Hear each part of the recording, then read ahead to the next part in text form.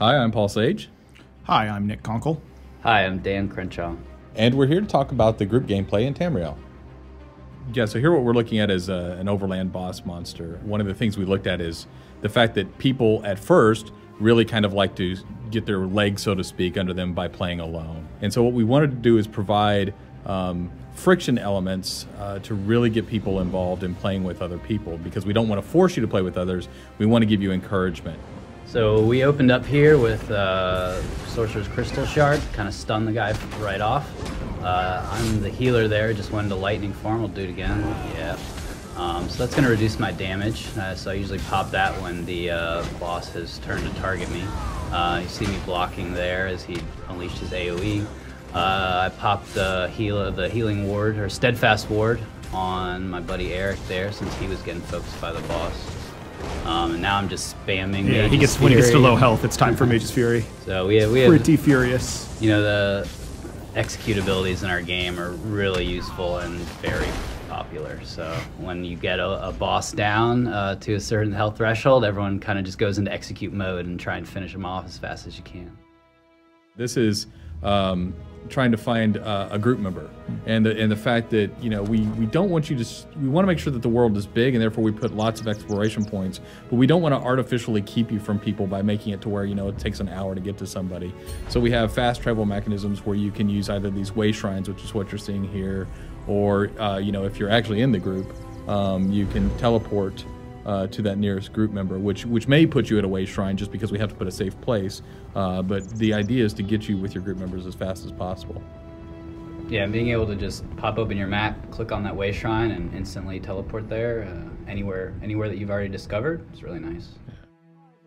And this is a Dark Anchor encounter. Yeah, anytime you see something like this out in the world and you know, hey, there's 6 guys there and they're performing some sort of super ritual and I'm pretty sure something terrible is going to happen after that, you want to be able to quickly get a friend to come with you, because you're not going to be able to take that out by yourself probably. That guy's going to be fine. Trust me, guys. I don't think he's going to be fine at all. It's going to be great. he's floating in midair. Yeah, so he got sacrificed, and in his place, bad things. I think one of the funniest things about Dark Anchor, he's going to be fine too. Oh, he's not going to be fine at all. No, that feels good. Yeah. Poor guy floating up into the sky. Countdown to 1 shot. 3, 2, 1. 1 shot. There's nothing wrong with sneaking up with a bow. P.S. That guy was dead. 1 shot. Give him the AoEs. The idea is that Moloch Ball, who's this, you know, a Daedric prince, is trying to pull the world, which is called Nirn, into his realm of Cold Harbor, and basically make it a bad time for everybody. So this is one of those anchor points, and that's why you see all of his minions spawning in. These Daedra are trying to prepare the way for him to bring Nirn into Cold Harbor. This Dark Anchor's not given up easily. You know, I think we're pretty well positioned here to make sure that we can, you know, but we can see monsters. Every person's engaged in an individual little fight, and Dan sort of in the back healing, but also dealing with guys that are rushing at him. So there's just enough action that if you aren't coordinated and working together like this, then, you know, everyone will just scatter and die on their own.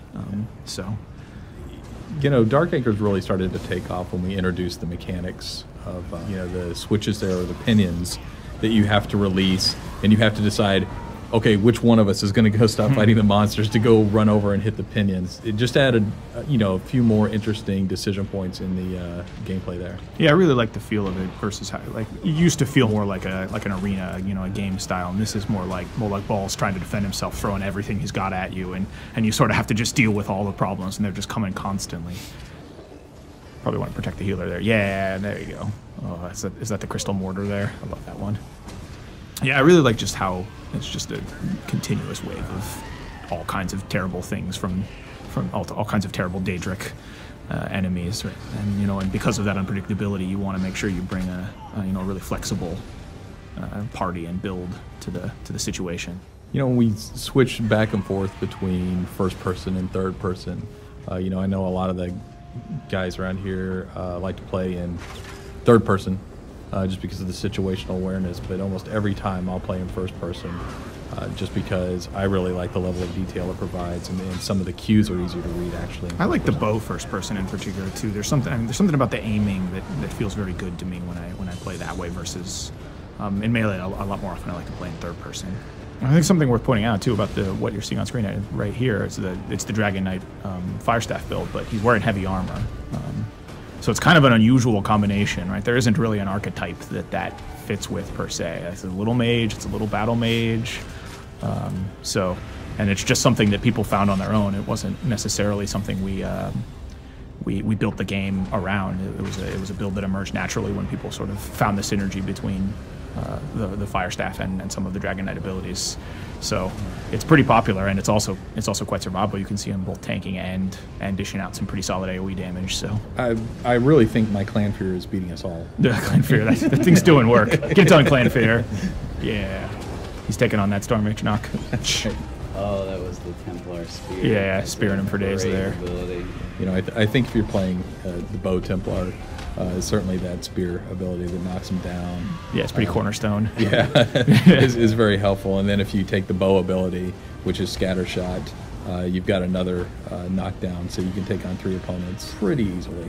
Yeah, so I chose the Sorcerer Healer because I love the heal staff abilities first off, and the Sorcerer gets a ton of mana regen. Dark Exchange.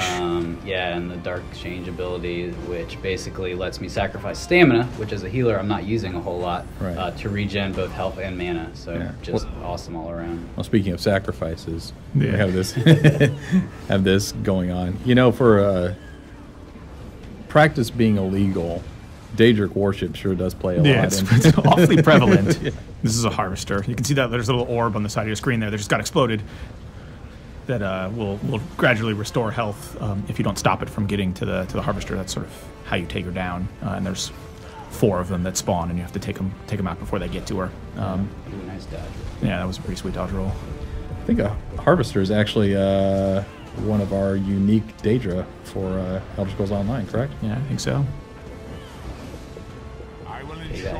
Yeah.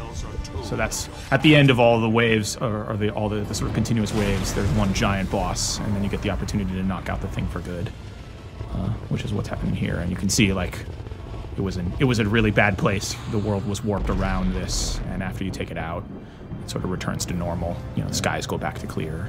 Yeah, Pretty sparkles. Yeah, take that, Molag Ball. Stay out of our Tamriel.